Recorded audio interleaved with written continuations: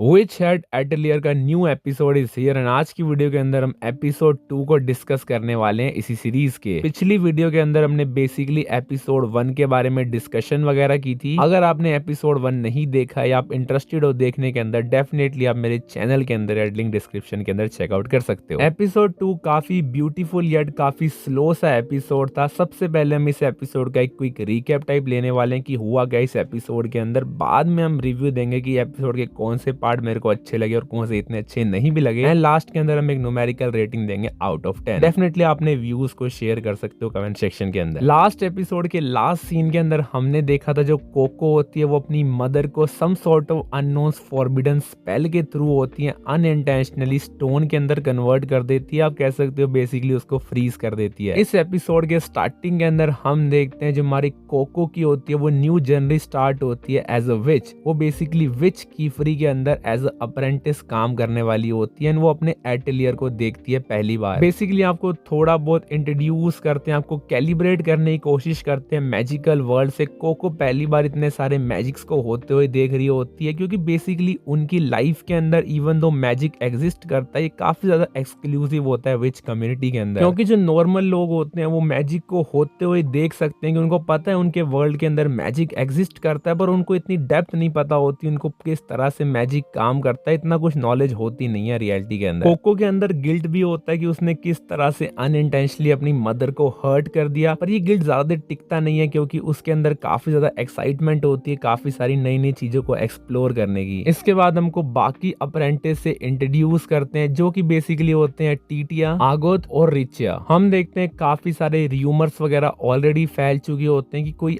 Outside community का member एकदम से विच कम्युनिटी के अंदर ज्वाइन करने वाला है। हमको जो कीफरी होता है थोड़ा बहुत हिस्ट्री के बारे में बताता है। मैजिकल हिस्ट्री के अंदर कोई भी एक नॉर्मल इंसान होता था पहले के टाइम के अंदर, और आज के टाइम के अंदर भी बेसिकली कोई भी मैजिक को यूज कर सकता था, विल्ड कर सकता था, अनलेस एंड अनटिल उसके पास एक स्पेशल इंक और ब्रश हुआ था ड्रॉ करने के लिए। एंड जब आप एक नॉर्मल इंसान के अंदर बहुत सारी पावर्स देते हो तो उसका वो गलत इस्तेमाल तो ऑब्वियसली करते ही करते हैं। इसलिए पुराने टाइम के अंदर हम देखते हैं काफी ज्यादा वॉर वगैरह होती है, काफी सारे नए नए मैजिक स्पेल्स वगैरह बनते हैं। एंड हम देखते हैं हर जगह war and war spread out होती रहती है, वर्ल्ड के अंदर डिस्ट्रक्शन बढ़ती रहती है because of the power of magic. फिर हम देखते हैं कम्युनिटी होती है जिसका नाम होता है विच कम्युनिटी। वो बेसिकली करते क्या, एक ऐसा स्पेल वगैरह इंट्रोड्यूस करते हैं, क्रिएट करते हैं जिससे वो पूरे के पूरे वर्ल्ड की नॉलेज ले लेते हैं, नॉलेज को सील कर देते हैं मैजिक नॉलेज को। अगर किसी नॉर्मल आदमी के पास नॉलेज होएगी नहीं मैजिक की तो ऑब्वियसली मैजिक को यूज कैसे करेगा। एंड हम देखते हैं उस टाइम के बाद से सिर्फ चूजन वंस को विच कम्युनिटी वाले पास डाउन करते हैं सिलेक्ट कर करके कि किस आदमी को आगे मैजिक सीखना चाहिए, और बचपन से वो मैजिक को बिल्ड करते हैं। एंड एक्चुअल में इस मैजिक के सीक्रेट को काफी ज्यादा वो हिडन रखने की कोशिश करते हैं ताकि नॉर्मल लोग को पता ना लगे कि एक्चुअल में मैजिक होता किस तरह से है। काफी सेट ऑफ मैजिक ऐसे भी होते हैं जो इवन विचेस भी यूज नहीं कर पाते, उनको भी अलाउड नहीं होता उन मैजिक को परफॉर्म करना। विचेस का काम होता है ताकि वो मैजिक को यूज करे ताकि आगे लोगों की हेल्प कर सके और उनकी लाइफ के अंदर हैप्पीनेस फैला सके। And in set of magic को हम बोलते हैं, इन सेट ऑफ स्पेल्स को हम बोलते हैं फॉरबिडन स्पेल या फॉरबिडन मैजिक। एडिशनली हमको ये भी बताते हैं आप डायरेक्टली किसी ह्यूमन के अंदर डायरेक्टली मैजिक को यूज नहीं कर सकते, आप किसी ऑब्जेक्ट के ऊपर मैजिक को यूज कर सकते हो। हम देखते हैं सिर्फ एक ही मैजिक अलाउड होता है डायरेक्टली ह्यूमंस पे यूज करना, वो होता है उनकी मेमोरी को इरेज करना। हम देखते हैं पर वो कोको की मेमोरी को इरेज नहीं करता कीफरी। असल में कीफरी का खुद का कोई सीक्रेट रीजन होता है ताकि वो कोको को यूज करना चाहता है, मे बी स्पेसिफिक विच से जिस विच ने बेसिकली कोको को वो पिक्चर बुक दी थी। अब आगे आने वाले कुछ एपिसोड के अंदर हम जानने वाले हैं कि बेसिकली ये विच कौन थी और इस विच को ट्रैक करने का रीजन क्या है, ये सब पता लगेगा धीरे धीरे सीरीज के अंदर आगे बढ़ते हुए। हम देखते हैं जो बाकी सारे अप्रेंटिस होते हैं कीफरी के, वो थोड़ा बहुत वेलकम करने की कोशिश करते हैं। कुछ लोग वेलकम करते हैं, कुछ लोग वेलकम नहीं भी करते कोको को उनकी फैमिली के अंदर। जैसे हम देखते हैं आगोट होती है वो काफी ज्यादा कोल्ड होती है एंड वो बिल्कुल भी एक्सेप्ट करने को तैयार नहीं होती कोको को उनकी फैमिली के अंदर। इसका रीजन हमको बताते नहीं है पर हम गैस कर सकते हैं मे बी जो आगोत होती है उसने बचपन से ही काफी ज्यादा मेहनत करी होती है ताकि बेसिकली वो विच को बन पाए। उसने काफी ज्यादा, उसके हाथों पे आप देख सकते हो कितनी ज्यादा इंक वगैरह लगी होती है, काफी मेहनती लड़की लगती है दिखने के अंदर। एंड इसी रीजन की वजह से हो सकता है आगोत काफी ज्यादा हर्ट हो गई हो क्योंकि उसने इतनी ज्यादा मेहनत करी विच बनने के लिए। हम देखते हैं कोई भी एक ऐसी आउटसाइडर रैंडम लड़की इसके वर्ल्ड के अंदर आ जाती है, इनके एटलियर के अंदर आ जाती है, उसको भी सेम टाइटल मिल जाता है। जैसे ही हम देखते हैं कीफरी होता है वो थोड़ी देर के लिए बाहर जाते हैं अपने एटलियर से किसी काम के अंदर, हम देखते हैं जो आगोत होती है वो बेसिकली फोर्स करती है हमारी कोको को टेस्ट देने के अंदर, जिसको हम बेसिकली बोलते हैं दादा रेंज टेस्ट। अब इस एपिसोड को अंदर डिटेल में हम अगले एपिसोड के अंदर डिस्कस करेंगे, पर बेसिकली इस एपिसोड के अंदर और आप देखते हो जो हमारी कोको होती है वो मैजिक को प्रैक्टिस वगैरह करती है, मैजिक के बेसिक्स को सीखने की कोशिश करती है। हमें बेसिकली 4 बेसिक एलिमेंट्स के बारे में बताते हैं। हम देखते हैं सबसे पहले आप एक शिगिल को ड्रॉ करते हो, शिगिल के अराउंड मार्किंग्स को ड्रॉ करते हो, एंड उसके लास्ट के अंदर आप एक सर्कल को ड्रॉ करते हो, क्लोज सर्कल को। 4 बेसिक एलिमेंट जिसको हम बोलते हैं टेट्राड, उसके अंदर इंक्लूड होते हैं वाटर, फायर,